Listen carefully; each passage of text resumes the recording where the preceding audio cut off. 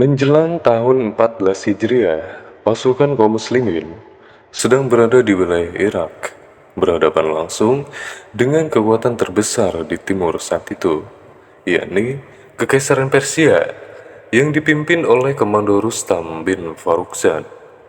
Sedangkan Sa'ad bin Abi Waqqas radhiyallahu anhu menjadi panglima pasukan kaum muslimin di fase awal pertemuan dua kekuatan ini. Sa'ad bin Abi Waqqas kemudian mengirimkan utusan ke markas Persia untuk menyampaikan dakwah sekaligus pesan Islam sebelum perang besar itu dimulai. Utusan itu bernama Ribi'i bin Amir radhiyallahu anhu. Ribi'i bin Amir segera bergerak dari barisan kaum muslimin menuju ke pusat kekuatan Persia. Ia mulai memasuki wilayah perkemahan besar pasukan Rustam di daerah Qadisiyah. Pasukan Persia pada saat itu berada dalam jumlah yang besar, dengan tenda komando utama sebagai pusat kendali perang mereka. Ribi'i kemudian dibawa masuk menuju tenda Rustam sebagai utusan resmi dari kaum muslimin. Di dalam pertemuan itu, kemudian ia menyampaikan pesan Islam yang masyhur dalam riwayat sejarah, bahwa Allah mengutus kaum muslimin untuk mengeluarkan manusia dari penyembahan sesama manusia, menuju penyembahan hanya kepada Allah semata, dari kesempitan dunia menuju keluasan akhirat, dan dari kezaliman menuju keadilan Islam. Setelah pertemuan itu selesai, Ribi bin Amir kemudian kembali keluar dari markas Persia. Ia kembali menuju barisan kaum muslimin di bawah komando Sa'id bin Abi Waqqas. Sementara itu, di sisi Persia, Rustam mulai mengatur barisan pasukannya untuk menghadapi kaum muslimin secara penuh. Kedua belah pihak kemudian memasuki fase persiapan perang besar di Qadisiyah.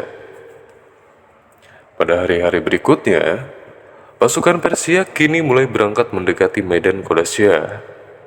Begitu juga pasukan muslimin telah berada dalam posisi siap perang di bawah komando Sa'ad bin Abi Waqqas, yang pada saat itu beliau sedang sakit, namun tetap memimpin dari pos komando.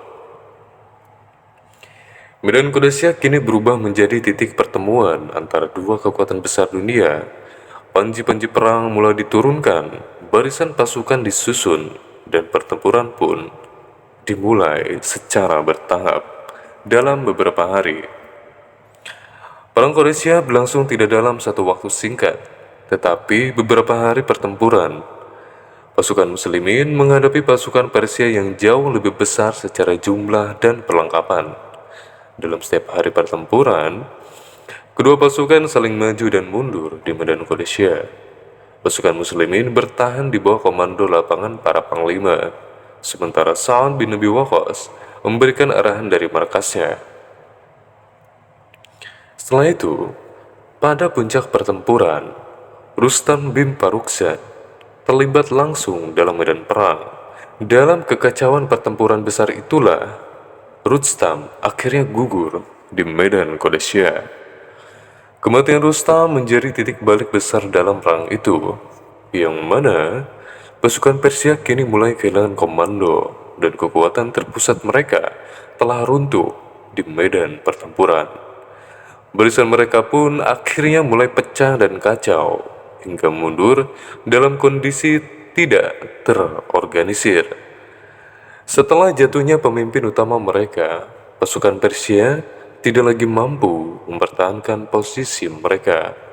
Kaum muslimin melanjutkan tekanan di medan Qadisiyah, hingga akhirnya kemenangan pun berpihak kepada kaum muslimin.